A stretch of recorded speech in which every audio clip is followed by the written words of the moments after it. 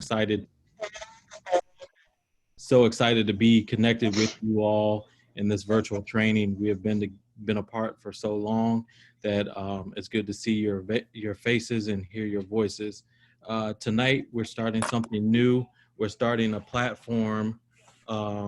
a platform of learning for a virtual learning for the Second Episcopal District lay. We ask that you be open and honest to the process and allow these next series of trainings, which we're calling the Lay Master Class, to be helpful and hopefully informative to you all. So we have developed what we're calling the Second Episcopal District Lay Organization Core team, and they are assisting me with trying to get these efforts up off the ground. If any of you have been a part of these type of trainings or sessions, you know that there's a lot of moving pieces, a lot of people behind the scenes. So I pray everyone is doing well. I pray everyone is keeping safe. I pray everyone is keeping, or God is keeping everyone in perfect peace during this time. Let me say that I understand that Bishop Davis had a meeting today at the same time. We did not check schedules or cross-reference schedules. Our meeting was sent out, I think, before his. That's neither here nor there. But we want people to select. We don't want people to feel like they have to come to one or other. That's why these sessions will be recorded. But we ask that you give the lay organization the same amount of time that we do some of the other organizations that we're a part of. We're trying to do some new things in this virtual world. And again, we hope that you guys find them informative.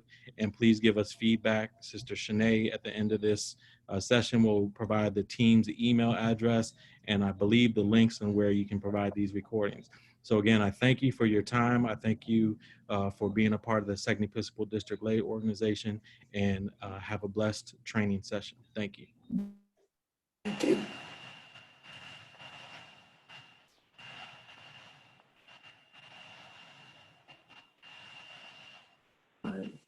Hi, everyone. My name is Adam Johnson. I'm the Young Adult Representative for the Second Episcopal District. Can you please take a moment to bow your heads as we pray prior to our masterclass? Dear Heavenly Father, we pray for everyone on this call tonight as we transition in praising you and doing your work in new forms. We ask that wherever our people are in the Second Episcopal District during this Zoom call, they will become masters of the new forms of communication called Zoom. We know through your divine energy, Heavenly Father, that we will take what we have learned tonight and apply it to our local churches and everyday life. We thank you for our hosts. We thank you for our trainers. We thank you for this planning committee that put together this masterclass series.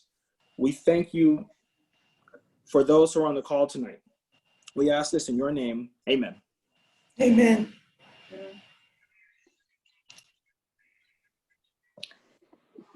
Good evening, everyone. My name is Adrienne Warren, and I am the Director of Lay Activities for the Second Episcopal District Lay Organization. I would like to take this opportunity to welcome you and to thank you for joining us in the kickoff of our first series of Lay Masterclass series for our Zoom training.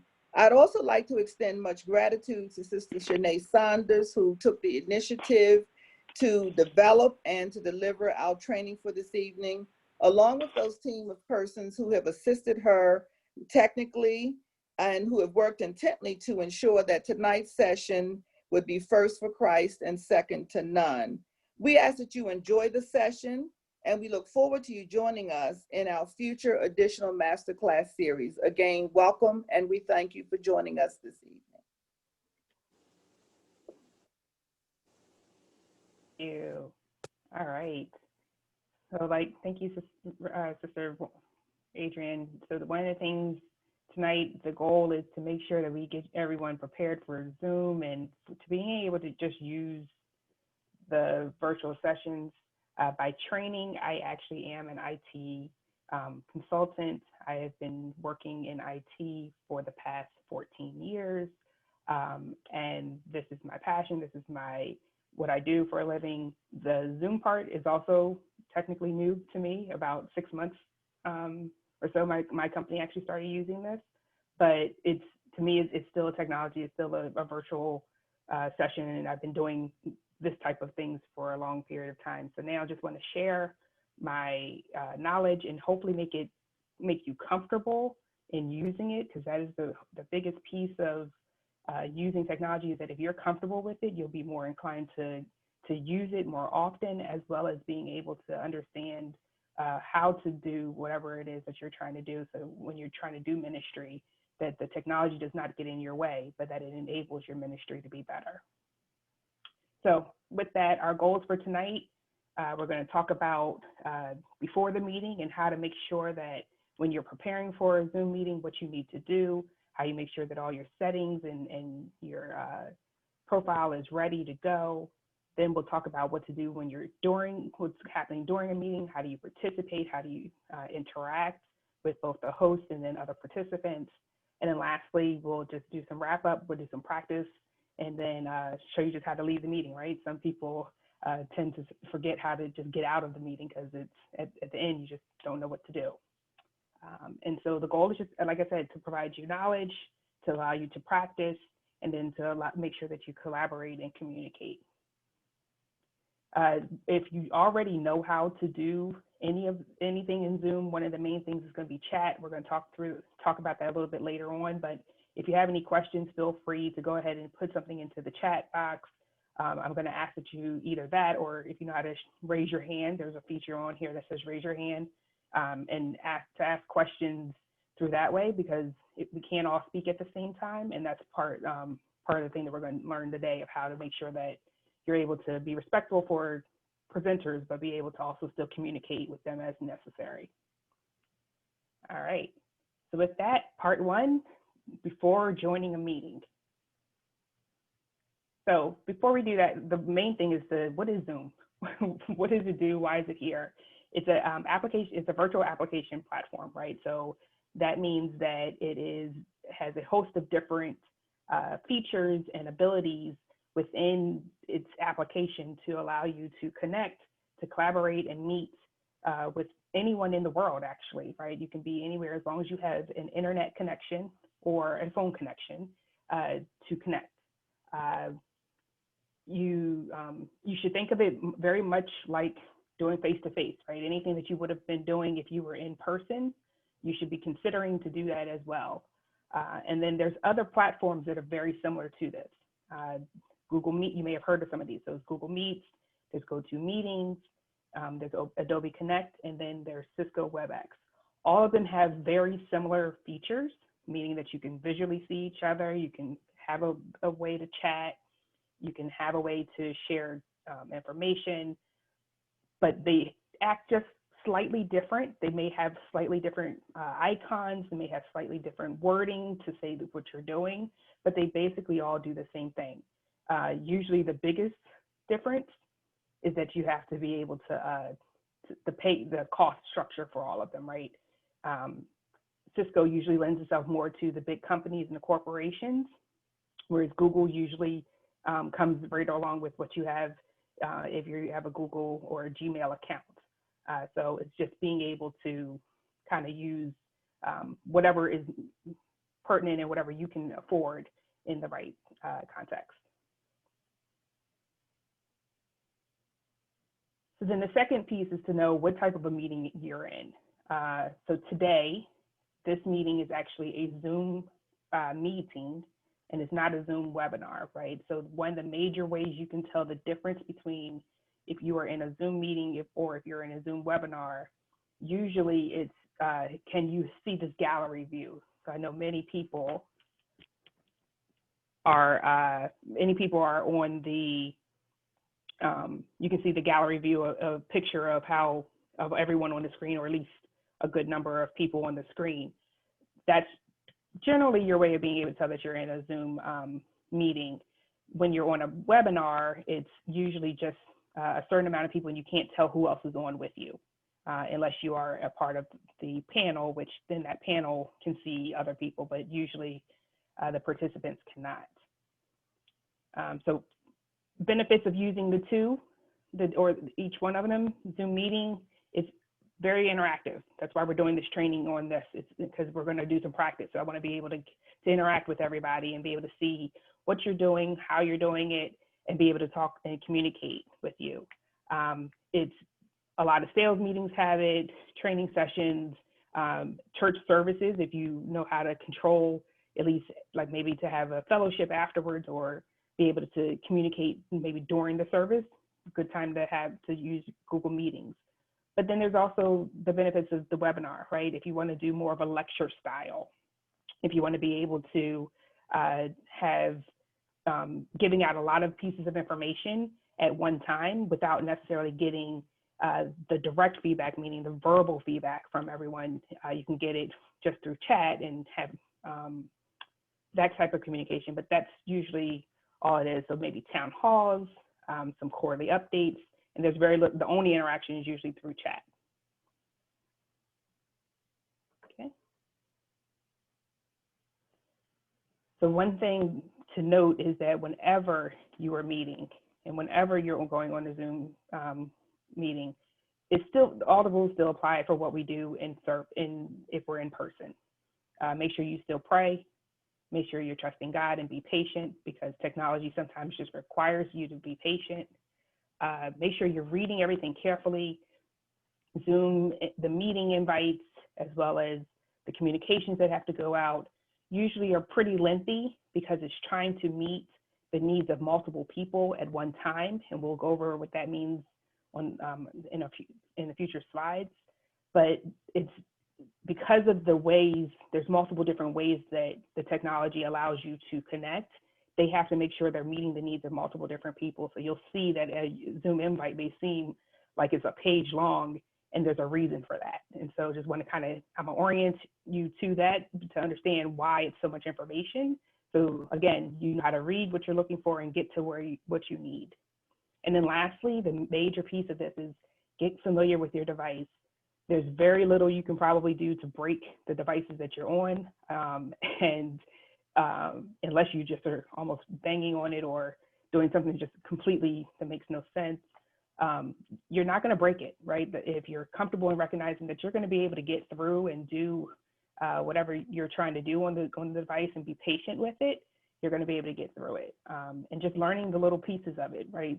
We're going to talk about Zoom tonight, but maybe it's that you need to learn how to use your phone, your iPhone, your Android phone, or your PC, or your computer, or your laptop, whether it's a Mac laptop or if it's a Windows laptop or Android laptop or Chrome, right? We just got to know what it is and how they work.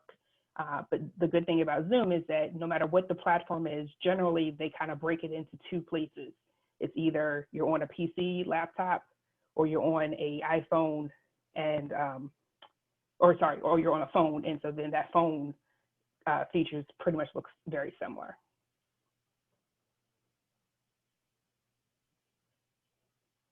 So what type of an account do you have?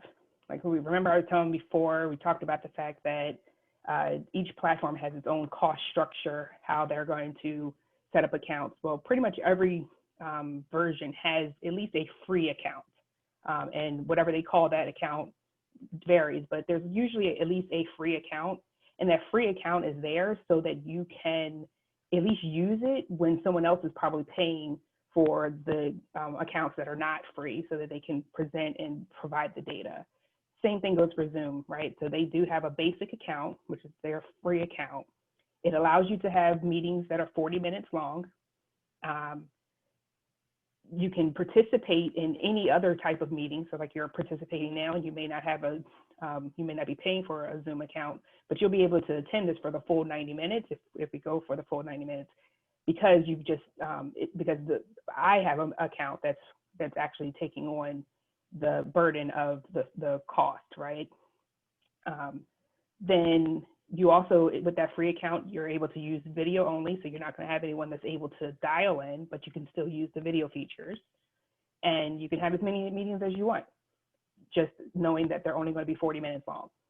And then this is just best if you just need to be a participant, right? Everyone's using Zoom right now, or a lot of people are using Zoom or other virtual systems to be able to allow you to communicate and connect and collaborate.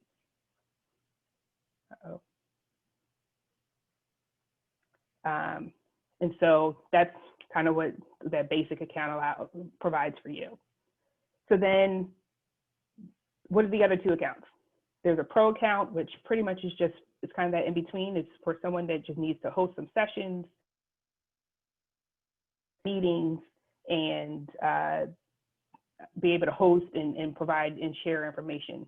It's about a $14 cost a month, and it has all the same basic features that, or all the same features that the basic account has, but you can have up to 100 participants on it. You still have the unlimited meetings. And this one allows you to have phone interactions as well. So people that are just joining by phone only can join here. Whether it's streaming to Facebook or recording a session, those things come with your pro account. But then there's add-ons that you can pay for a fee. So it's either, you can have, if you want more than 100 participants, you can add up to 1,000 additional, and it's just going to be a fee, right? It's basically almost like a Chinese menu at that point. It's being able to figure out what do you want to add on to there. There's extra storage, meaning cloud storage, to be able to, when you're recording, that you're able to save the data. And then there's the ability to be able to physically be on site and have the webinar option. The webinar is actually an additional fee.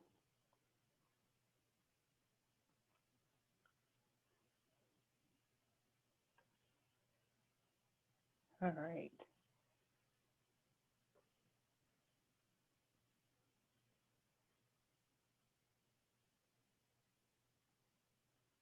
And I am actually having a technical difficulty right at this moment. I may have to be, Zoom is actually freezing on me right now. Give me one moment.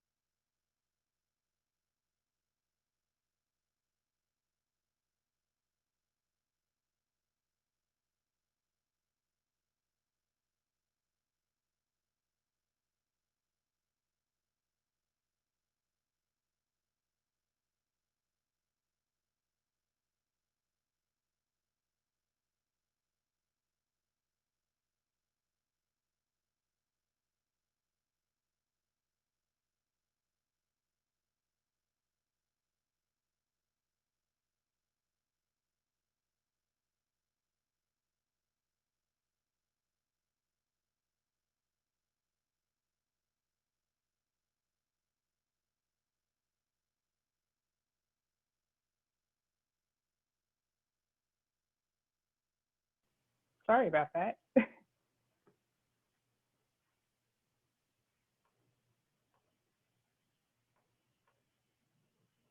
Go back to sharing my screen.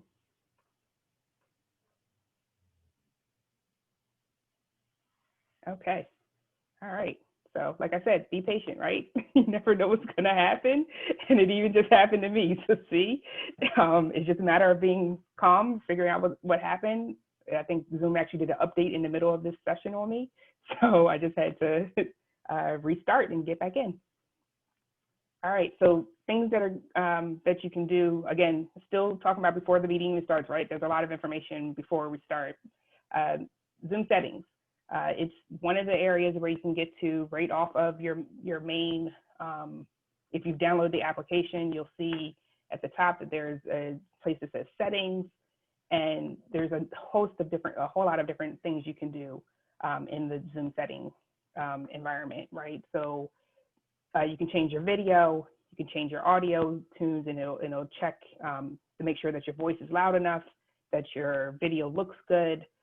You can update any of your profile information. That'll be your pictures and your name, how you're named up there. I'm gonna show you an easier way than necessarily going through settings to do it, because settings sometimes can be a lot of information. And then you can also use your virtual background. So just kind of scrolling through all the different areas here, whether you can always use any one of these different setting categories to be able to change the different things that you're looking to do. We are going to go through these in detail later on. I just wanted to kind of tell you about what the Zoom setting, what's included in that that menu, just to start off with. But we won't go through it. We're not going to do it this way. The other thing about technology is that there's usually 3 or 4 ways to do everything. It's just a matter of which way is the quickest and the easiest. And I find sometimes that going through settings is not always the easiest way to do what you're looking to do, because most of the time people aren't even going to hit the word settings in their Zoom because it's not something that you naturally would think to go do. All right, so earlier I talked about the fact that the Zoom invite, the meeting invite usually is pretty detailed and pretty lengthy. And so I'm breaking it down for you, right? How do you actually understand all the things that come in that meeting invite? And I actually took the meeting invite that you received here and put it on the screen to help break it down for you. So the very top of it is just telling you what the topic is and what time the meeting is. Those are meeting logistics. That's to help you remember what the meeting is and how and what time it's supposed to start.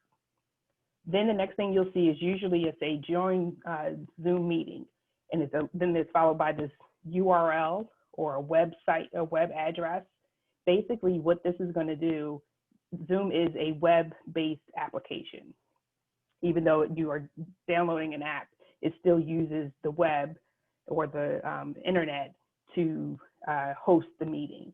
And so they're giving you the web address to be able to get to it. And so it'll take you directly into the meeting. It'll also include all of your passwords and being able to allow you to get directly in. So that's what the access link is. It's going to take you directly there. You should be able to click on it just like you would any other link and get to your meeting that is mentioned above. Also, right underneath of that, it shows the meeting ID and password. So let's say for whatever reason, you have a problem and that link is not working, that URL is not working. You can always just enter in the meeting ID when it's prompted, as well as the passcode to get into the meeting. The fourth kind of section, if you're coming down where it says one tap mobile, this is when people are using their mobile phone. So when you're using your cell phone and you want to just quickly get into the meeting, the same way that you use the web address from above, the meeting link, this actually allows your phone to just start dialing the numbers for you automatically.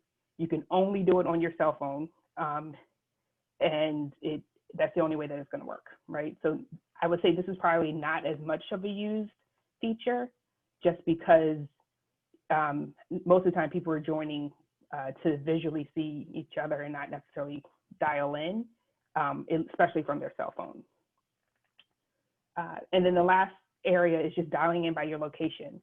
I only showed 3 of them here, but I think it usually comes in with about 6 different options.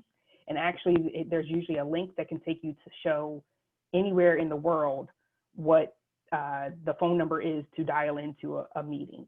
And so basically, they're providing you multiple ways to be able to get into the Zoom meeting just by dialing in. For those and the biggest point here for those that are dialing in, you are not going to get most of the features that Zoom has. So you're not going to be able to use chat. You're not going to be able to show any screens. You're not going to be able to see any screen shares.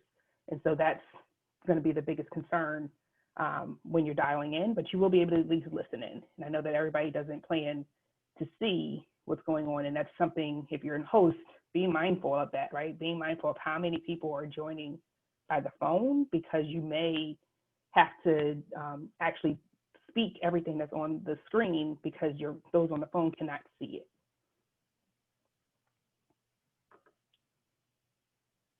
All right, and I already kind of talked about the logging in process, but here's what it looks like visually, right? So either you click on that link that I was showing you from before, and that'll take you directly into the Zoom, or you can enter the information, and those items that are in white are actually what the prompts will look like if you're on a computer, a laptop, your Mac, your MacBook, your Windows Surface. This is what it's going to look like. And then the ones that are in the black screen are kind of showing what it looks like when you're joining on your cell phone or your tablet.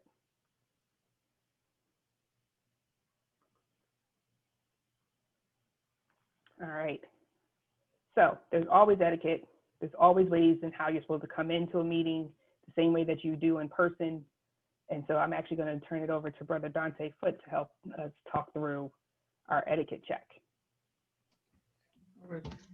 Good evening, everyone. Just going to touch on a few bases, proper etiquette.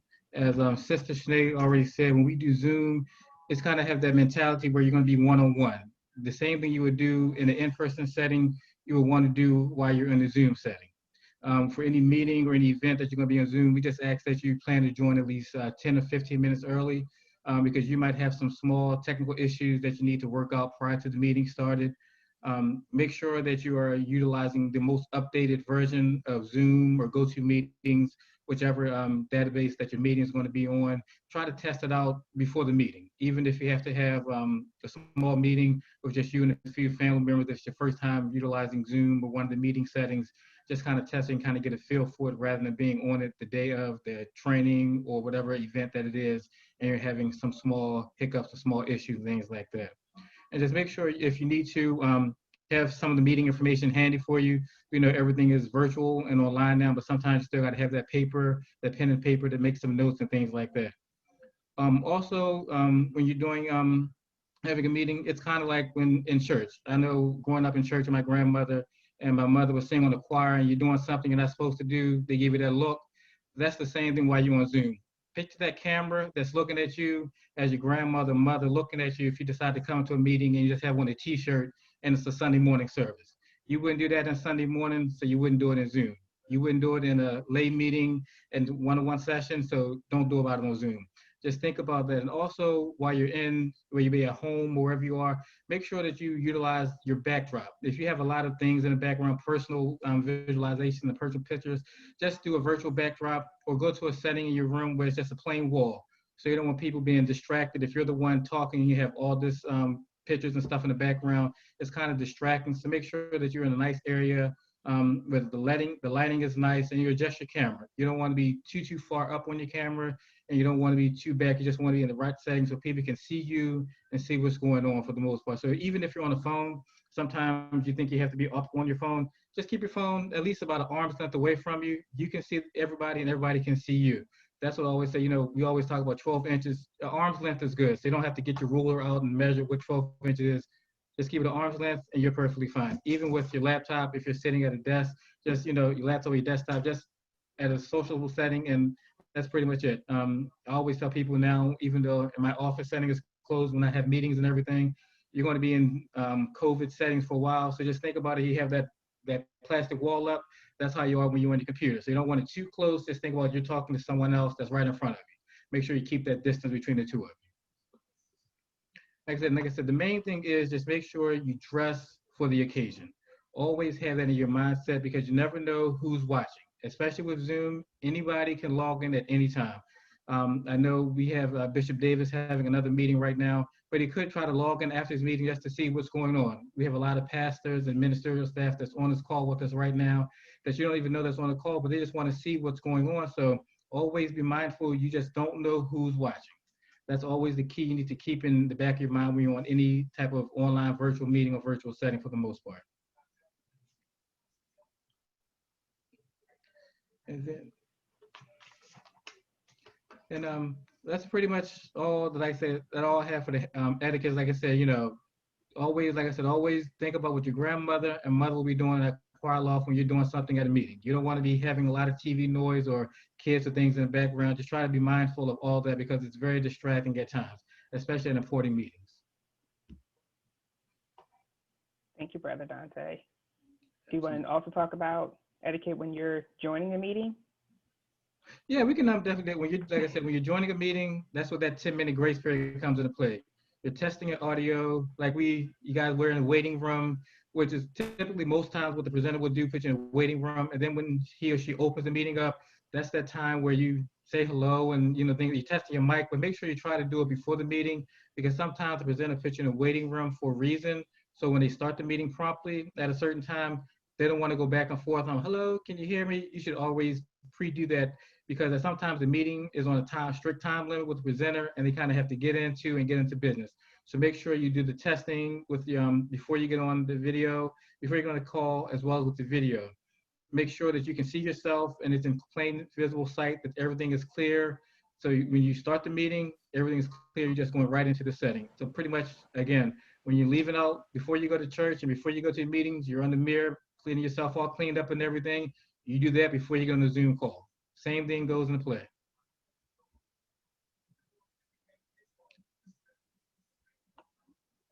And like I said, lastly, just limit the distractions. Try to be in an isolated room for the most part if you can. I know with everyone being home from work or anything like that, it's kind of hard. But if you have to go in the room and just close your door, that's perfectly fine. Focus on the meeting at all times. Like I said, keep your notes with you. If you have a TV or other things going, just try to minimize the noise. If you had a mute, and try to, if you can, I know it's hard. Some of us millennials have to do it, but try to avoid multitasking. Try to focus on one meeting at a time. I know right now myself, I'm on this Zoom call and I'm also on a school lesson, but luckily the school lessons is just listening. So I have my AirPod in one ear, but not everybody can do that. So just try to avoid multitasking at all costs.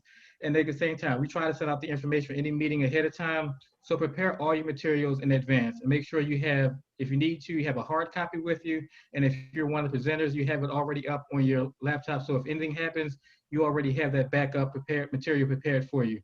And like I said, we're recording all the meetings, so everything's going to be there for you, but make sure you have all your files and links ready to share before the meeting begins. Always recommend try to have a mini meeting a day before to get all that together. And if you're going to have a meeting that same day, 30 minutes before, do that last test to make sure that everything's up and running. So you know how to share your screen, you know how to get to the different links. So when you are able to do it, you're ready to it. Like today, Sister Chenay has a few of us as our co-hosts. We already have the information. So if she was to get locked out like she was earlier, we were already set and lined up. So make sure you have somebody as your backup that already knows what's going to be presented. So if something on the main presenter falls through, you can easily pick up on the meeting and move forward with it. All right, thank you. You're certainly welcome. Okay, so let's start the good stuff. The good stuff is let's start training, right? So what is it that you need to know when you're actually in a meeting? First, orient yourself with the screen. So everyone kind of get yourself ready. I'm gonna make sure that everything we do, we talk about it for if you're on a PC, which is your Mac or your laptop. And then I'm also gonna talk about it for for your phone, right? To make sure that you know how to use it on both environments. And so first, if you're on, this one's for your computer, kind of orient yourself, right? At the top, you can see that it has the speaker view or gallery view.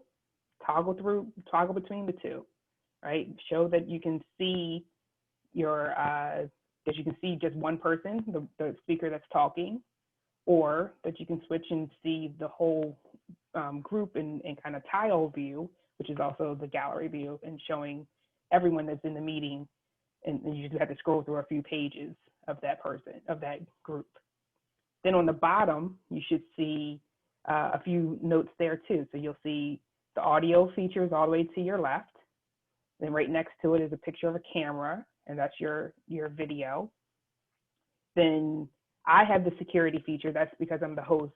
I showed it on here because I know that if you're ever a host, you may see that. But if you're just a participant, you're not actually going to see that security feature on the bottom. Then the next one is participants. So everyone should be able to see that we have, actually, I'm gonna ask, well, we'll do it later. We have 87 participants right now. So you should see participants and the number 87 next to it. And if you click on that, we'll play a little later, but if you click on that, you'll be able to it'll give you a list view of everybody that's in the meeting. The next icon is, it looks like a little bubble, a little speaker bubble, and that's your chat. That's where you're going to be able to communicate with each other, with the host throughout the meeting. Right now, no one can see the screen share button. I promise you later on, I will make sure that you can see it.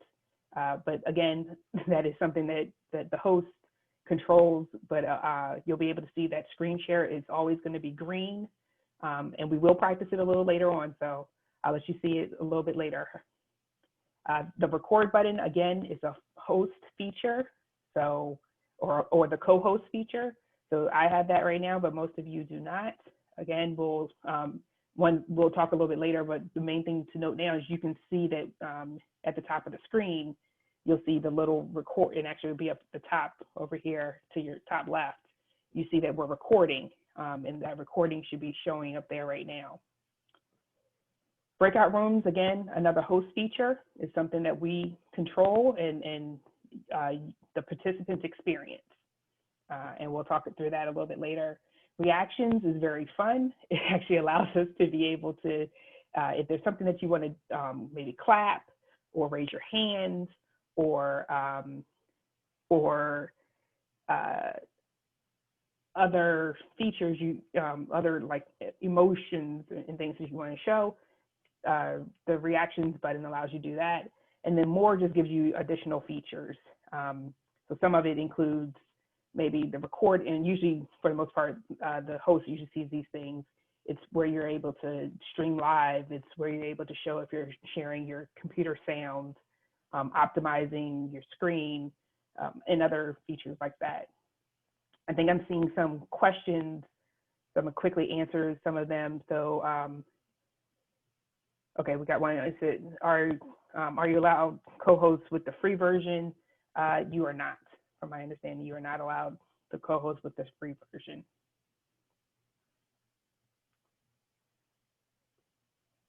Okay. All right, and just like I promised, for everything that we do for the computer, we're going to do for the phones as well, for the smartphones as well. So for smartphones, very similar. It's just a smaller screen, right? That's pretty much the difference. They tried to keep the layouts for both the computer and for the phone similar, so that it's not too hard for you to be able to navigate. So the bottom of the screen, again, you have your microphone, which is your mute and unmute. You have your camera, again, that's for your video and taking yourself off of video. You'll have your share screen, participants, and then because the screen is so small, you see the more, and that's where you see your chat, your nonverbal, and disconnecting audio in that screen. So the one to the picture to the left kind of shows what your standard view is once you're in the meeting in Zoom, and the one to the right kind of shows you when you click on that more button, what else expands for you. And then the piece here, so we talked about the speaker view versus the gallery view for computers, and that you just kind of click that button at the top. Well, when you're on the phone, you're swiping. So they use the feature of, swipe left, swipe right. Swiping actually gets you through, and you can scroll through and see everyone. It's a lot harder. You may be scrolling for like a meeting like this that has 89 people in it. You could be scrolling for a few minutes. You might have to scroll through about 15 or 20 different screens, but you can scroll through to see everyone that's there. Just because of the smaller size, it takes a little bit more for you to see everybody. All right, and then last but not least, for this one, the phone layout and what you're doing if you're just dialing in. So this is for those people that have just decided to dial in from their phone. As you'll see, I kind of use some of the phones that are not smartphones to show on the screen. This is for those that are just listening in.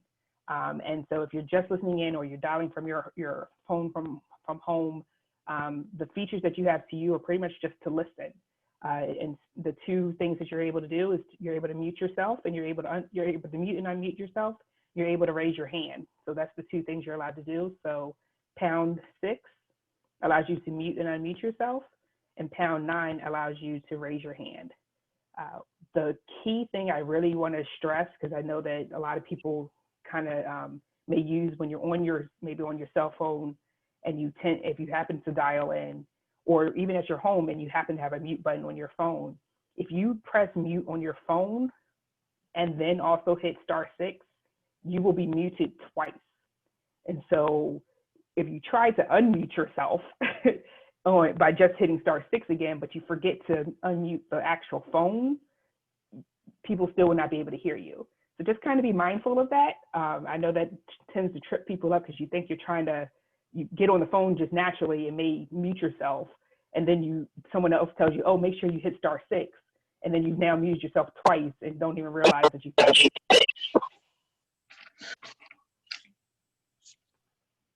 All right. next item, renaming yourself. This one, now I'm going to start seeing people do this with me. And we're going to practice it again later. So if you don't get it on first time, we can try, we'll try again later when we get to the practice portion.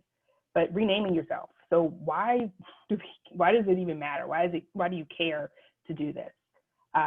The major piece of this is, since this is now our way of communicating and our way of having meetings, it's very important that we know who you are, right? We can take attendance by seeing everyone's name that's in there. We can see, we can call on people. So I know my pastor every now and then when we're in church service may call somebody's name out because he sees us and he knows he can recognize the face and the name. And so it's just easier when you're communicating, especially if you're trying to do attendance or if you're trying to have a meeting and conduct it with people that you know who they are. And so renaming yourself is super important. So everyone you see right now, I have my full name up, right? So in my profile, I actually have it say Chenay Saunders, but you can always change it. So let's practice. So if you go to down at the bottom, click on participants, and then find your name. And so the easy way to find your name is just the first one at the top. That's one of the great things that Zoom does for you. And if you're on your phone, again, same thing, press participants, and your name should be at the top. Then you'll see a little button that says more, and then click on rename. And so try renaming yourself to maybe just put your first name. Maybe try that to start off with. And then select OK. Oh, I see some changes. I see names changing. Awesome.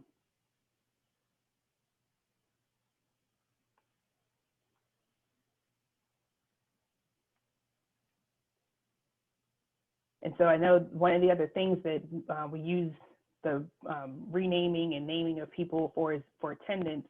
The easiest way that Zoom allows you to print out names of attendees is actually when you do registration. So you do get a full printout of who's attended. It'll actually check it for you and tell you who was actually in attendance, not just who registered. And so that's usually the way that you can get a printout of the participants.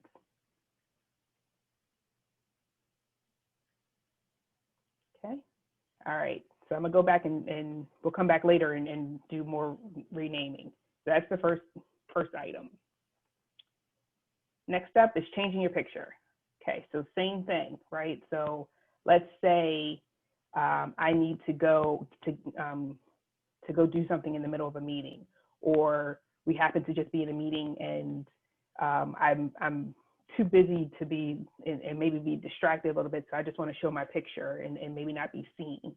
Having your picture up helps people put names to faces, right? The same way that we meet in person and we get excited about seeing someone's face, being able to see their picture and having a good picture of them up is important. I'm gonna go off my camera right now, and I purposely took my picture off of here so that you could see what it looks like, right? So when my camera's off, all you see is Chenay. No one knows what I look like. You don't know who I am. And someone may be like, well, I don't know if that's the Chenay I know, because I don't know if that's how she spells her name. So you might want to add a picture, right? So that at least your picture's still up there, plus your name, so now people know who you are. So again, we're going to practice doing this. So again, it's down with the participants. And then you, again, looking at your name, again, it's the top first one. And instead of rename, now you'll see the second option there is to add a profile picture. And so now you're going to have to go, if you're on your computer, you're going to have to go and look for it, look for a picture to find it. And so, you guys aren't seeing my screen.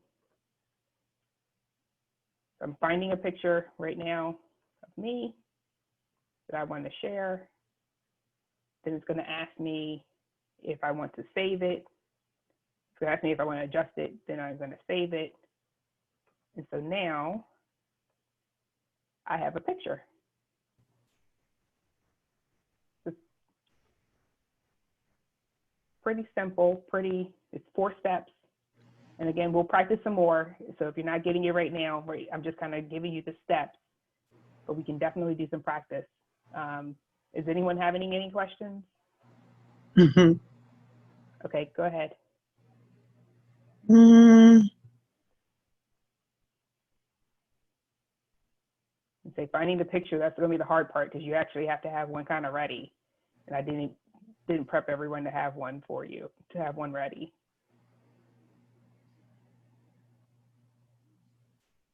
Okay.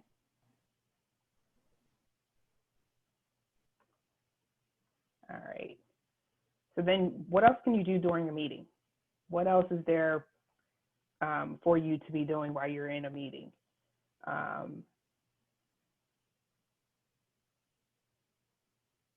a second. Okay. What else is there for you to do during a meeting? You can make sure you can change the views. So we already talked about the different views and being able to see the gallery versus speaker view. You can mute and unmute yourself, and then you can just make sure you're seen or not seen. Most of the time, I try to stay on mute when other people are speaking, just because you never know what sounds are coming up. The one thing that we're all have to get used to is that microphones actually pick up a whole lot of background noise. I happen to live in a metropolitan area, so at any given time, someone could be honking a horn, speaking loudly, loud cars driving down the street, and I always have to remind myself to stay muted because you just don't know. It may seem far away and may seem like that everyone else shouldn't be able to hear it, but microphones pick up way more than you would ever know, than you ever recognize. Shuffling of paper is one of the biggest pieces that people think that, oh, no one can hear that. We can hear every single bit, every single paper shuffle. Tapping your hands, tapping your fingers on your table or on your desk or whatever. You can hear all of that noise. So just be mindful that microphones are meant to amplify sound, and they amplify a whole lot of things when you're on Zoom.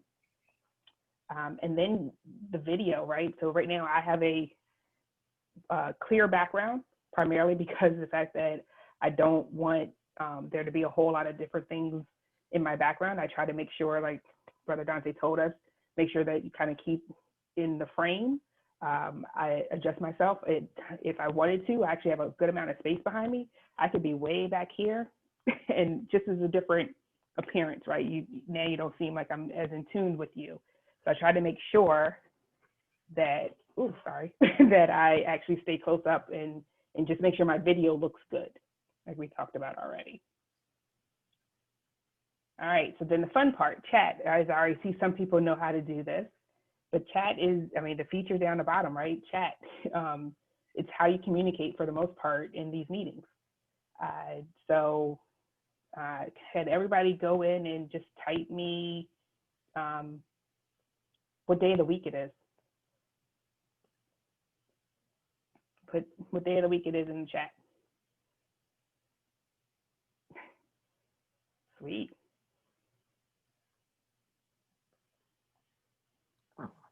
Anyone not able to do it? Any concerns? okay.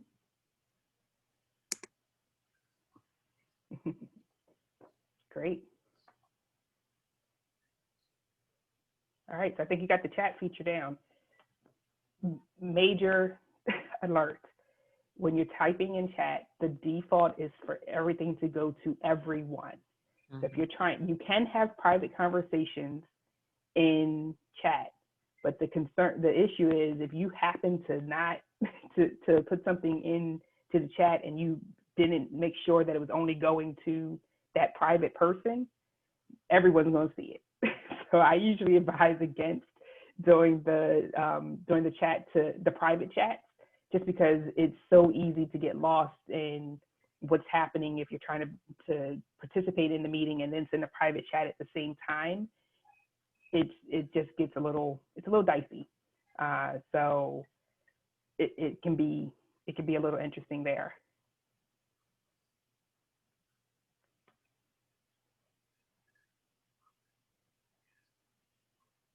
All right.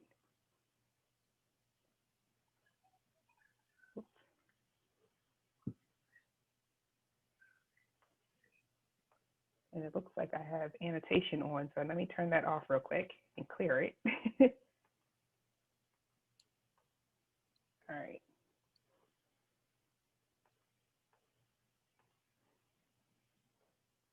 All right, I think we're at the last, I think the last, or nope, we got 2 more.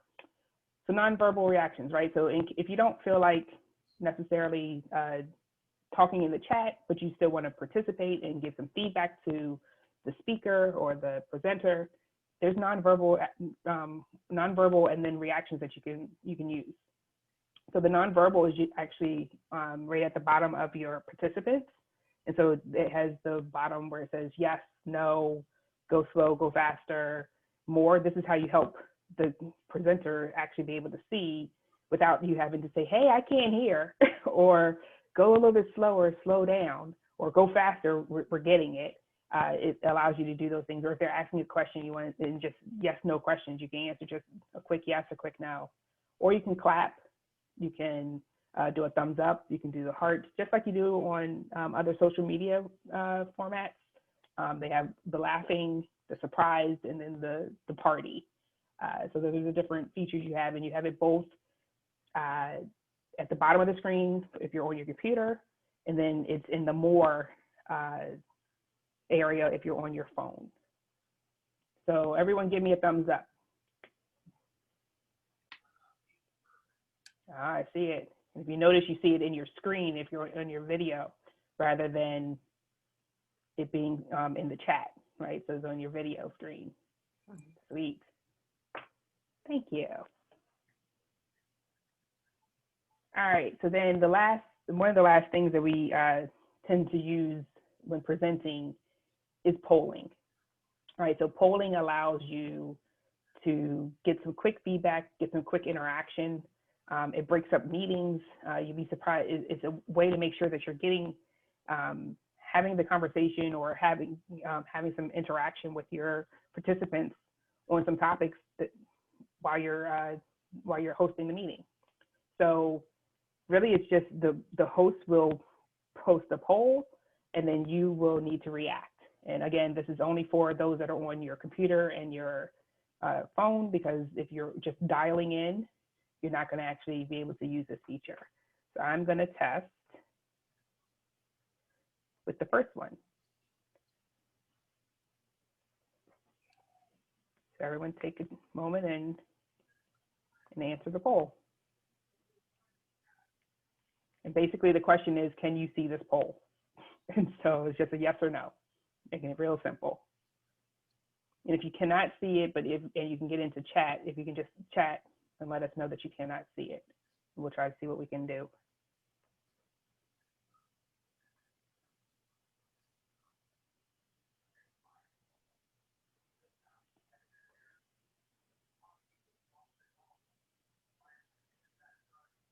Okay. Now I'm gonna end the poll. And so one of the things to note is that the presenter has the option to present the poll results to you or not. So it's really up to them as to whether or not they're going to show the results. I am going to share them, but just wanted to let you know that the presenter does not have to automatically share the poll results. And you can and everything is always anonymous. So I don't know who, well, not always anonymous. Let me change that. You can make polls that they're anonymous, because what it'll do is it'll keep a record of who answered what as a part of the meeting facilitation information. So if you want to keep it anonymous, that's one of the features when you're setting up the polls, to allow it to stay anonymous, or you can have it so that it does not stay anonymous, and you can find out who answered what to which poll.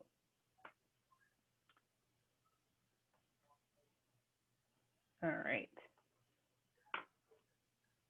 And then the fun one, right?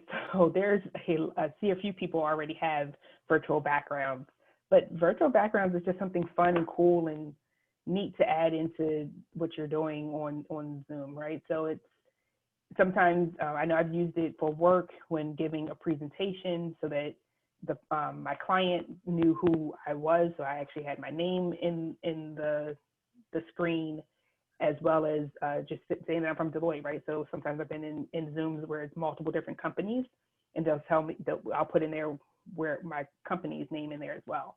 So it's just or you can just do it for fun. I sometimes have a background for, like, I wish I was on vacation right now, so I had a picture of a vacation spot, right? So you can either pick a picture. The Zoom has some standard pictures as well.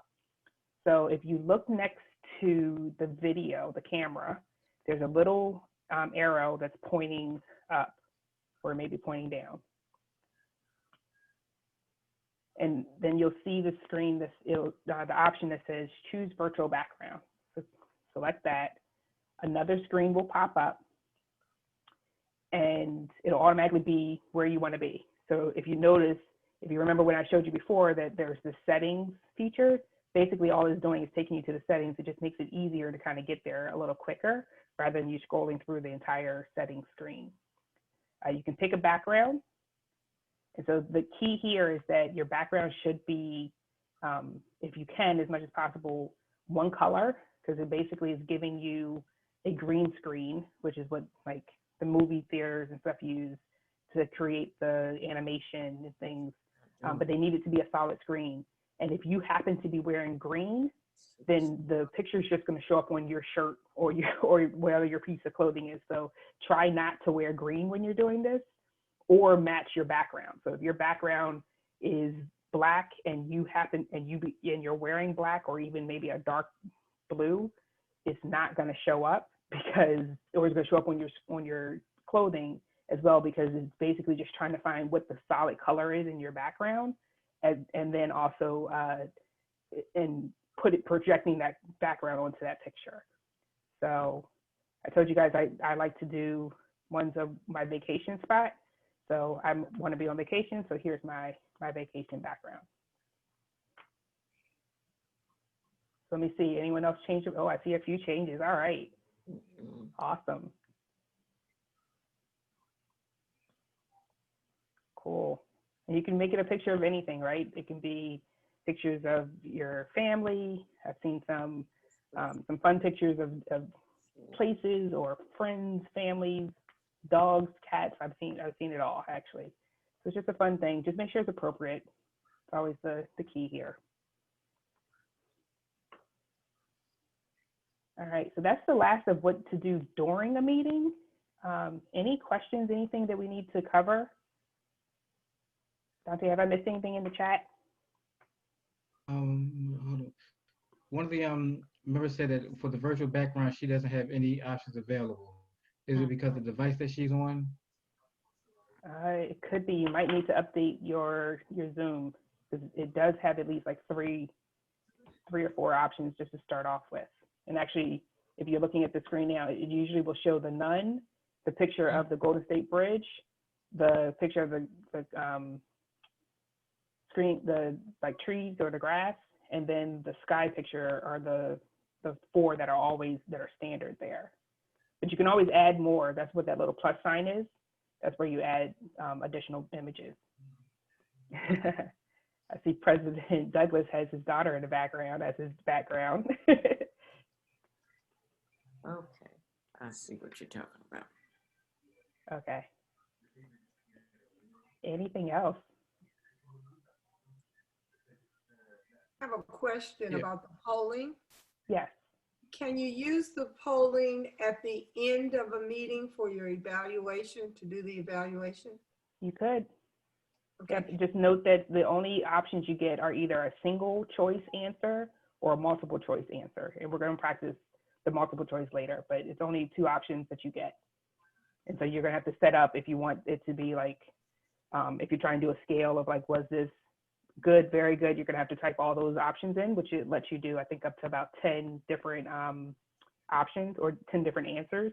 And it'll let you just have to scroll through each one of them though. So note that you're going to have to give a number of questions at a time. And where do you go to set up the polling? Yep, so if you're as long as you have a pro account, you need to, it's actually when you set up the meeting on the zoom.com or the zoom.us, site. So it's in your settings that is online, not your settings that's on your computer or on your phone. What is the latest version of Zoom? Great question. Let me check. While she's checking on that, also while you guys are typing in the chat box, you don't have to use or type in your name. Your name automatically populates with the question that you're asking. Yes, good point.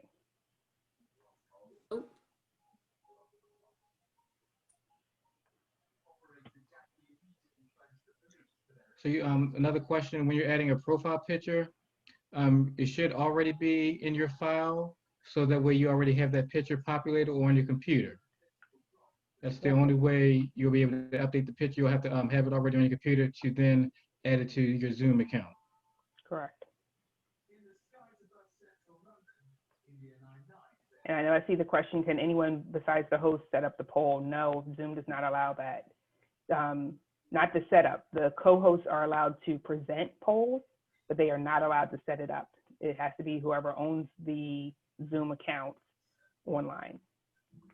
And the latest version of Zoom is version 5.2.3.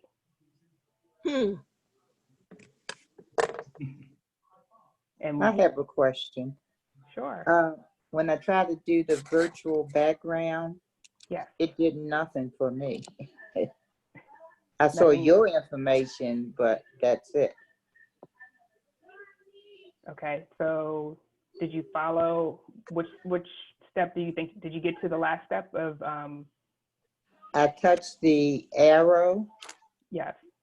Okay, when I touched the arrow, now it's not doing anything. I don't know, it might be me. Okay. Might be my device, because it's not doing anything Not now. doing anything. It could be your device. So then. maybe it's, yeah, locked me out, I guess. I don't know. Chenay, Okay. I have the latest version of Zoom, but in my picture, it shows up green. How do I change it to be the correct colors or what have you? Your picture, in your picture where? If I change right now, it'll show green on the screen. I'll look green.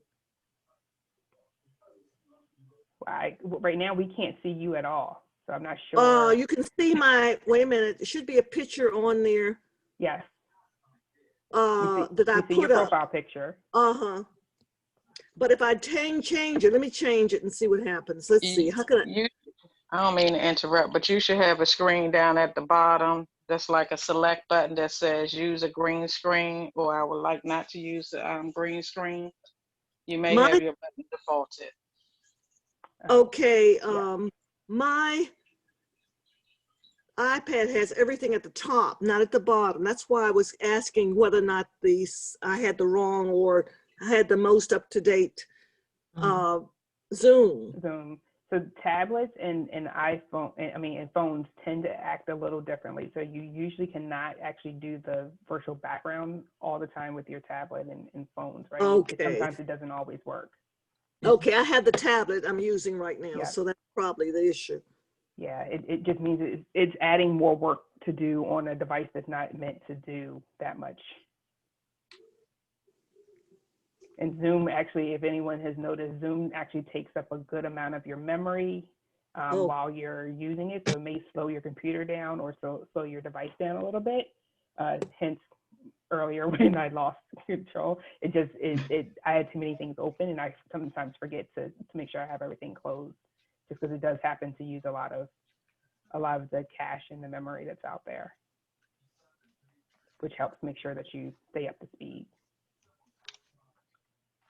Can you please repeat again how to do the private chat? I missed that somehow. Oh, so when you're at the bottom of the screen, so where you have chat, you'll see, and let me actually show the picture again of chat. So you'll see here that it says everyone, it says to, and it'll say everyone.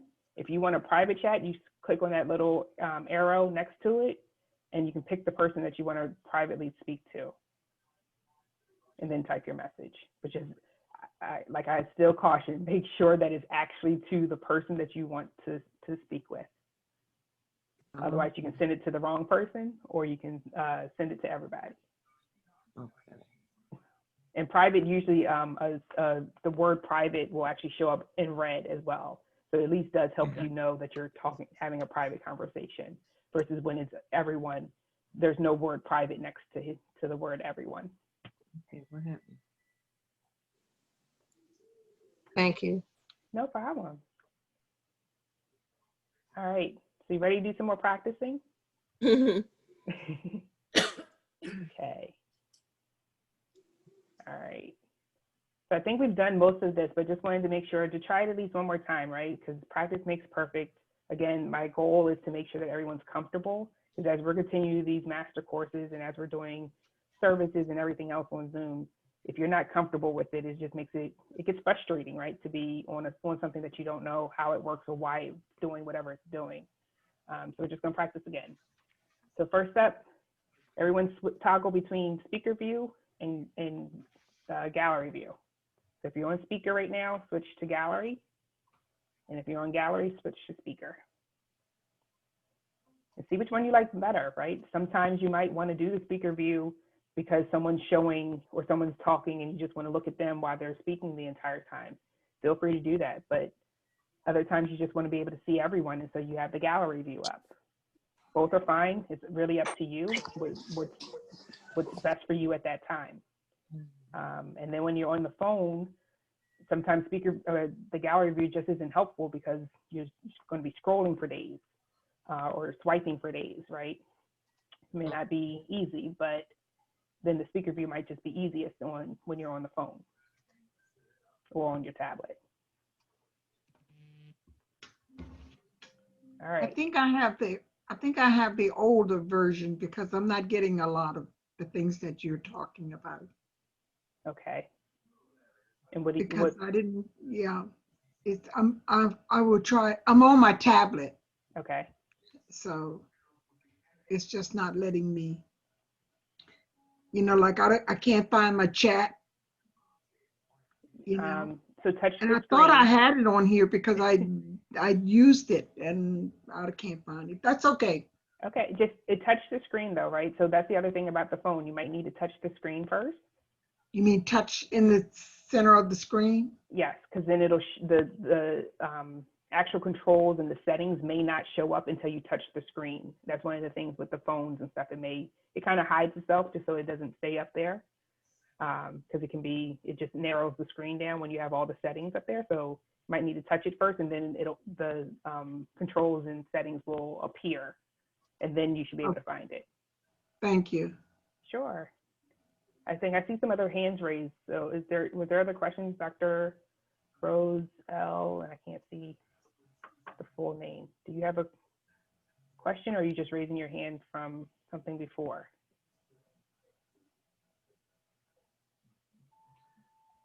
You can unmute yourself. I'm just trying to find gallery. I'm not seeing it. My gallery either. Okay. And what type of a device are you on? I'm on an iPad. I'm on a PC. Okay. I'm on a PC as well, and I don't see gallery. So go up, it's at the top right-hand corner of your screen. You should see it will say, it'll either show a picture that looks like it'll have three dots. Yep, and then it'll give you some options. And one should say gallery and one should say speaker, depending on what your view is right now. Okay. I touch my. At the top of my screen, it says view options, but within that view options, I don't see gallery. It says side-by-side mode, extra full screen. So you're, okay, so now I know where you are, Right. That's fine. So you're at the very top, go to your top right, go to the right corner. Okay, there's nothing there. There's no. Nothing at all? Nothing at all? Mm-mm. Okay, when I go to the right, the three dots, I see meeting settings and virtual background. Now I found it. Yes. That's what your three dots are. Okay, so the people that are on the computer, and you're only seeing, you're not seeing the See some view. little dots in the left-hand corner. What's showing it? Meeting information. Right. You might have to exit full screen in order to see it. I see host disabled participant screen sharing. Yes, that means that you can't share your screen yet. That's a little different. Okay. Yeah, that means that you can't share like a document or something else like that. We're gonna get there though. I am gonna let you guys, let at least one person share their screen. Okay, but I can't go from gallery, to gallery to anything else. I don't see it. I haven't found gallery yet. No. Reason why we can't see because we Okay, on so let me try this. You need to exit full screen. Excuse me. You should be able to do it in both full screen or not. That should not actually play a part into it. Can you hear me? Excuse me, I can't even see. Hello. Hi, how are you? The reason why we can't see it because we still on your screen because at the top it say you are viewing Chance's screen. Yes. Okay. Let me stop sharing and see if that helps. That's the reason why we can't get it. See, that's why now we got it. Okay. Okay, now wait a minute. I don't see full screen here. I see these little 3 dots. You have to click on that dot, then you go to. I don't see full screen still. So you're on a PC, correct? Or you're on a laptop or a computer, correct? Uh-huh. Okay. So now you should see it at the top right side of your corner of your screen. Those little 3 dots. No. Okay. You're on a laptop? I'm Oh on no, a you're on a tablet, correct? No, I'm on a laptop. You're on a laptop. Okay. And you don't see it's not 3 dots. It should say view. Do you see it? A speaker at the view. top right. At the top right. It says speaker view. Speaker view. Okay, so click on that, and then that'll show you if you'll toggle between speaker view and gallery view. I still haven't found it. I haven't found it either, but I'm going to have to practice. I've never seen a gallery view. So you haven't seen more than one person on a screen? Okay. Once I exit full screen, I see gallery. But I exited full screen. Okay. So what you do? It shouldn't matter, but sometimes I know depending on what version you're on. So to be fair, we are actually in the middle of a Zoom upgrade. They are literally upgrading people and making people go through upgrades. And so some of the changes that they're doing right now actually does change the gallery view and what it looks like. So when I was just talking about the fact that my thing is updated, I have the word view at the top, but I know before it used to just say speaker view, and then you click on it and then it says gallery view. So we are actually kind of going through some of the changes that Zoom's going through right now. So trying to help and just be patient, right? Trying to figure out what it is. Okay, I'm gonna be patient. No, and that's fine, but you're working through it, right? So remember the other thing that I said to begin with, right? It's supposed to be up in that top right-hand corner. Okay. If it's not, then just, you're not gonna break anything. It's okay to click on what's out there and play with it. See what it is, see what they're saying before you accept anything, because usually it will always ask you what you're trying to do before you do it. And so it's okay, read what it's saying and then go ahead and if that's really what you want to do, go ahead and do it. But you're not going to break anything. I can tell you that. Okay, Chenay, I don't know whether I found gallery or not, but I see Vivian and a couple other ladies. You found gallery. When you can see other people, you found gallery. Okay. All of you. Let's see. Where down here says more. No.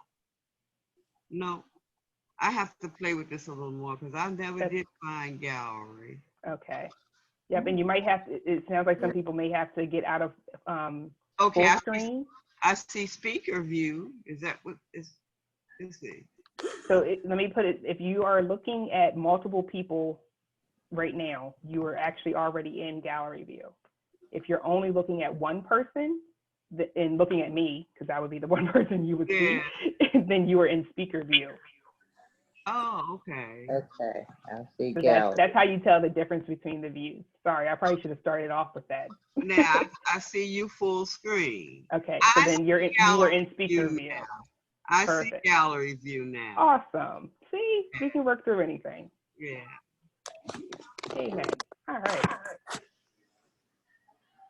Okay, next practice. Everybody mute, everybody mute yourself. Hello. Hi, Brenda. Hi, Joan. Hello, everybody. Hello. Good evening. Hello, Hey, everyone. everybody. Hello. Good evening. Hello. How is everyone? Hello. So there, one of the notes for everybody is that some of the features that a host or a co-host has is they can mute everybody.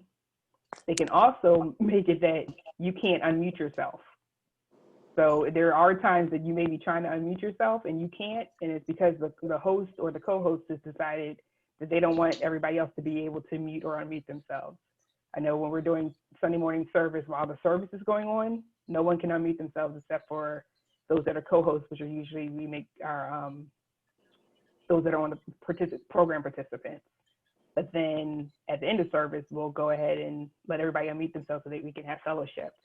So just things to note. It may tell you that the host has not allowed you to unmute yourself. That's why it's there.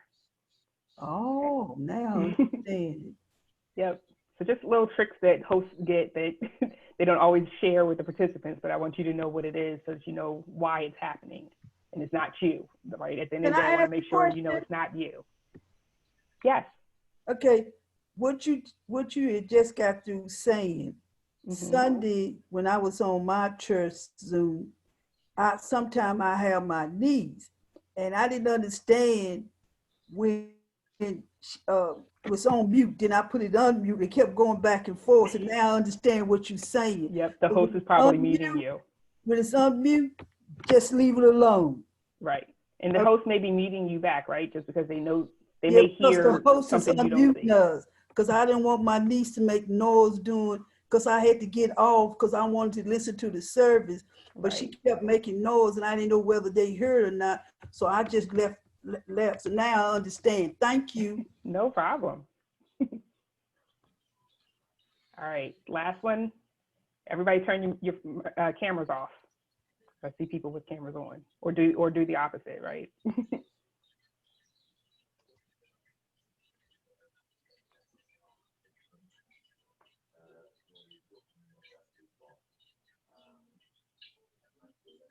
All right. So most people got it. All right, now let's all turn your cameras back on.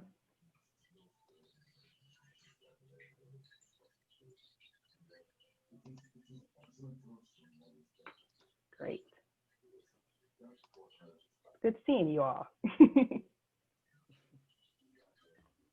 All right, some more practice. Let me see clapping hands or a thumbs up. Oh, actually, we're going to kind of play with this one. So if you prefer hymns, do clapping hands. If you prefer gospel songs, then do a thumbs up. Oh. Figured I'd get a good mix. Awesome. Cool, you guys know how to use the reactions. All right, so now we're gonna practice the chat again. Enter the name of your presiding elder district into the chat.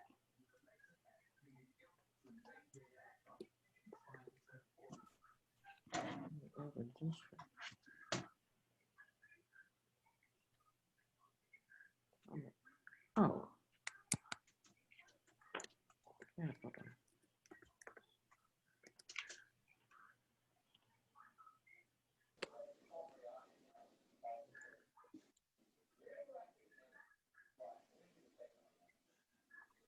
Oh.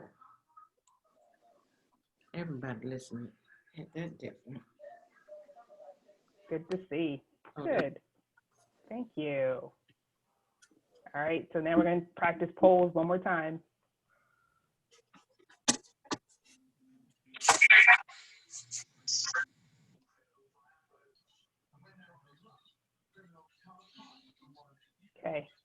Everyone should see the polls, and I did a multiple choice one here, so you should be able to choose some different options for the first one.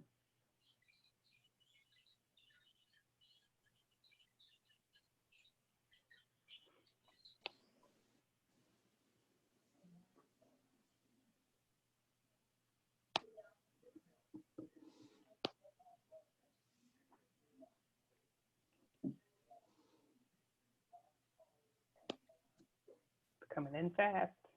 All right, I'm gonna give it another 10 seconds.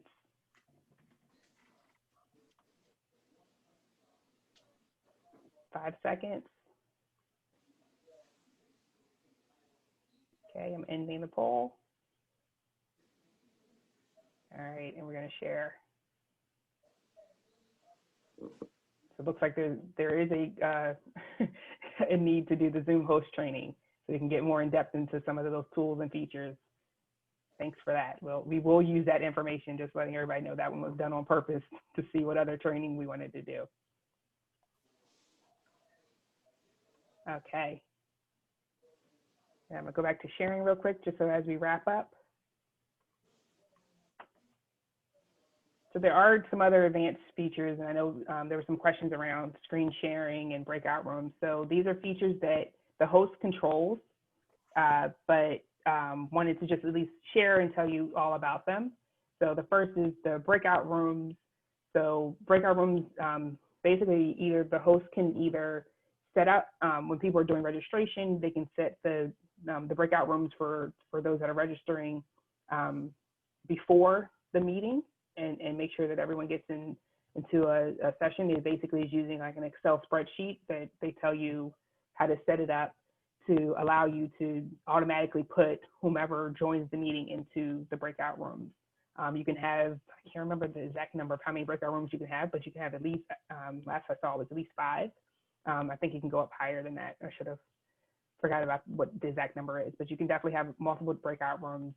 And then, or the host can actually set it while you were in the meeting, right? So that makes it a little bit harder. And I would usually say that if you, depending on how many people you have in a meeting, I've seen it done with like 30 people, and then you just give about 15 minutes for someone to kind of start moving people around, so you kind of do your devotions or the pre-meeting stuff before you're ready to break people out. So that's one of the ways I've seen breakout rooms are used. We actually used it for our Vacation Bible School this year. So we had everyone came into the main meeting room, just like we're in right now. We had devotions, we had song and song and scripture and everything else during, with everyone together. And then for the different classes and the different age groups, we split everybody out into their rooms. They were in there for a certain amount of time, and then they came back at the end of the session. So just some ideas of how to use the breakout rooms.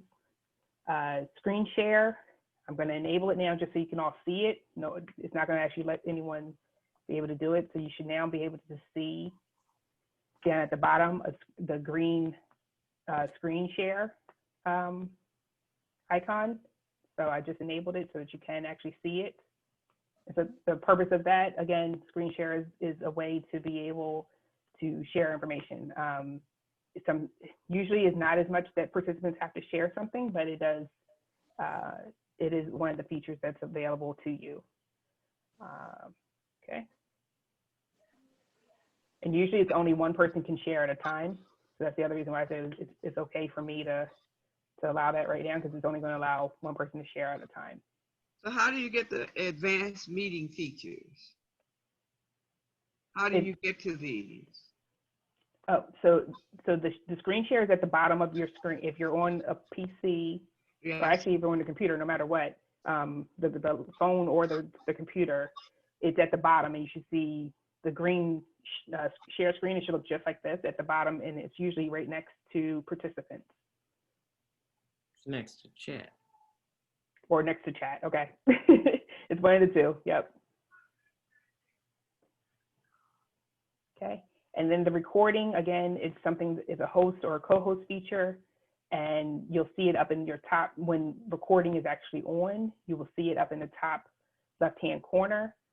Same thing if you're doing a live. The live will also be right next to that up in the top left-hand corner to say that you're on live on either Facebook or YouTube. And it's only the host for recording, it's host or co-host. For live, it's only the host that's allowed to do the live session. I have a question, please. Yes. On recording, can they transcribe the recording? Do they? Do you know? Yes, they can. They do? They can transcribe, and they can actually even do closed caption. Yes. Wow. Yeah. Thank you. That's awesome. It does some pretty cool things. I have a question. You said the host can do the breakout rooms, but how do you get to the breakout rooms? The host will open it up. So it's very, I didn't set them up just because I didn't know it was how we wanted to break people up. But basically the host will click breakout rooms, and you'll get this box that's up at the top right-hand corner. Once the host opens up the breakout room, so basically they'll say, okay, we're now going to enable breakout rooms. The host hits a button that says, okay, open up the breakout rooms. Each participant will get what's at the top of this screen. It says you have been assigned to breakout room, and it'll give you a number. And then you have to click on join breakout room, or it'll just take, after a few moments, usually about 30 seconds, it'll just automatically push you over into that breakout room. And then the same thing to get back to the main room. You'll get a screen that says you are now being moved back into the main room. You can click OK, and it'll help you get there faster. Otherwise, in about 30 seconds, it'll move you back over into the main room. But I think that that's something, is we are talking to more of the host features. If we have a session on host features, I can definitely walk you through it a little bit better, because it is a little bit of a process for a host. It's not as, it seems easy, but it's not as easy all the time. It has a little bit, some glitches and quirks to work through. I have a question. My background is now over my picture. Yeah. I don't know how to clear that out. What did I do wrong? So this is where I was saying your background has to be kind of flat and kind of clear, because otherwise it's not being able to create, or you didn't check that box that says create green screen, because otherwise it's trying to find something, a flat surface, and it's not finding it. So if you go back into the same way you went to get your virtual background, so go back to choose virtual background.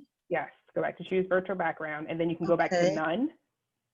Click on where it says none. I don't see none. Where's none? So did it bring up your settings screen? Yes. Okay, and then it did. You see virtual backgrounds?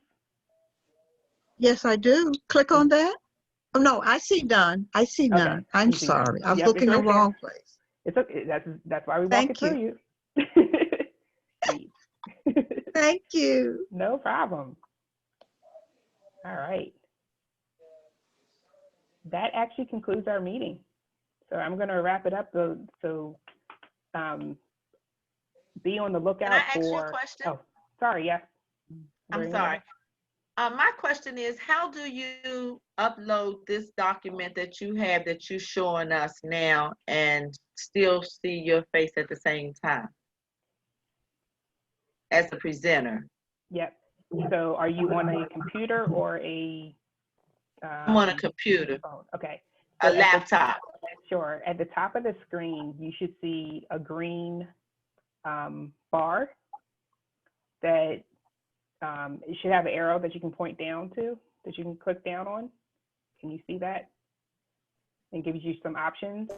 Where it says you are viewing Chenay's screen? Yes. Mm-hmm. And then there should be, if you click on that, there should be some options. And one of them may say, you want to make sure that side by side is checked. Right. Check box next to it. If that's checked, then you should be able to see my screen, and then I may be very small right next to it. And there's a bar right down the center of the screen. You can drag that bar and it'll make the presentation smaller and me bigger. Right. I understand that part, but I'm talking about the presentation itself. How did you upload that? Yeah, so when we were, when I was allowing people, let me do it again. So now I just enabled that everyone, the participants can share their screen. Do you now at the bottom of your screen see the option that says screen share or share screen? Share screen, yes. That's how you would have to have it on your screen already, and then you would click on it and then select the document that you want to share. So your document, you will pull that up from your PowerPoint or from your Word document. Yes. You pull that up into Zoom. Yes. And then you hit the share screen. You don't pull it up into Zoom. It should be on your screen already. So if you have it open already, then you'll do screen share. It'll bring up another screen that asks you, what do you want to share? And once that, you select the document or the screen you want to share, and then it'll ask you to hit share again, and then it starts sharing it. So you should actually have this document already on your screen when you turn on Zoom. So while you're in Zoom and you hit share screen, then it will show this screen that's already open. That's correct. Oh, okay. And then the part about your picture, you were saying that you have to already have a profile picture to show when you want to do profile picture. So that means you should already have your picture pulled up as well, like from your picture file or document. No, that one's different. You actually don't have to have that. You don't have to have it open. You just need to have it saved already to the device that you're pulling it from. You have to have it saved in Zoom? No, just it's going to pull up the file directory and ask you. So when you look for it, it's going to pick up, ask you to select a file. And it just has to be saved on the computer already. Right. So if it's already saved on the computer, when you go to Zoom, you have the option to choose the file and find it from the computer. Correct. Yep. All right. Thank you. No problem. Hey, Chenay, we have another question. Can someone record on the computer with the permission from the host? You can, with the permission from the host. It has to be, the host has to give permission for recording, for others to record.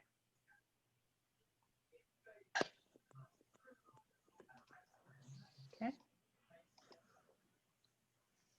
All right. I think have I covered it all? I know we're a little over time and I don't want to, it's late. I don't want to keep anybody up. All right, so be on the lookout for the next SEDLO Master Class Series. You'll also receive electronically, what we'll do is send an email to everyone. Since you registered, we have your email. We'll make sure that you get a survey. Please fill it out. We would really, really appreciate your feedback and how this went and what else we can do in the future. If you have any questions, please contact us at sedlocoreteam@gmail.com. And we will also make sure to provide you just a Zoom kind of quick guide, a one-page document just to kind of to refresh your memory on what we learned today, so that you kind of always have it with you at any time. And that actually concludes my presentation. President Douglas. Thank you, Sister Chenay, for that wonderful presentation on Zoom. I've learned a few things myself. Just to answer Sister Freda McDonald, how are we going to send the recording, Chenay? How or did we set up the Zoom, the YouTube yet? It'll be on. We haven't set. I don't know if we set up the YouTube, but we will make sure that it's on YouTube. So we'll send you the link to a YouTube. Okay, so we do have a YouTube account that we established for those times when you may not be able to join us, but want to hear about the session. So what we'll do is within the next couple of days, our core team will make sure that the presentation Sister Chenay so wonderfully gave will not only be provided, through the email and the documents, but we'll send you the link to the YouTube. And also, I believe Brother Dante will put it on the SEDLO.org website.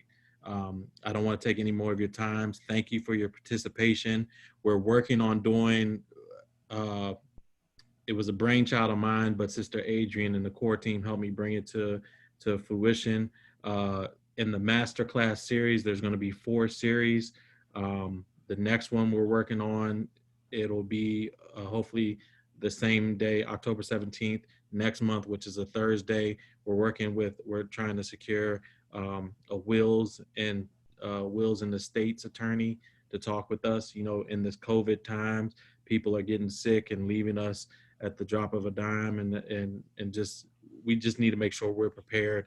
I know some of us are in our seasoned age, and we just want to make sure that you're prepared and give you the tools that you need. So that'll probably be our next session. I want to thank Sister Chenay for her excellent presentation. Thanks Sister Adrian for helping us get this together, and the core team, which I'll thank offline. Just want to recognize, I believe I saw 2 conference presidents on the line tonight, Sister Glenn White from Washington and Brother Larry Buckner from Virginia. We want to recognize them. So again, thank you. Rest well, and we will see you very soon. Thank Thank you. you. Thank you. Good night.